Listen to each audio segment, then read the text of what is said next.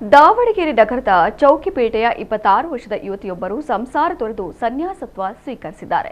ಆಂಚಲ್ ದಾವಣಗೆರೆ ಚೌಕಿಪೇಟೆಯ ಚಿನ್ನದ ವ್ಯಾಪಾರಿ ಮುಕೇಶ್ ಹಾಗೂ ಸುನೀತಾ ಅವರ ಪುತ್ರಿ ಈ ನಿರ್ಧಾರವನ್ನು ತೆಗೆದುಕೊಂಡ ಯುವತಿ. ಮುಕೇಶ್ ಅವರಿಗೆ ಒಟ್ಟು 3 ಪುತ್ರಿಯರಿದ್ದು ಮೊದಲ ಇಬ್ಬರಿಗೆ ಮದುವೆಯಾಗಿದೆ. ಇದೀಗ ಆಂಚಲ್ ಸನ್ಯಾಸ ದೀಕ್ಷೆ ಸ್ವೀಕರಿಸಿದ್ದಾರೆ.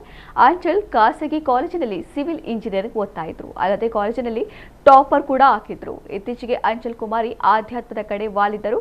ಸೂರತ್ನಲ್ಲಿ ಅವರು ಸನ್ಯಾಸ ದೀಕ್ಷೆ ಪಡೆದಿದ್ದಾರೆ. ಯುವತಿಯ ಆಯ್ಕೆಯನ್ನು ಕುಟುಂಬಸ್ಥರು ಸಹ ಖುಷಿಯಿಂದ ಒಪ್ಪಿಕೊಂಡಿದ್ದಾರೆ.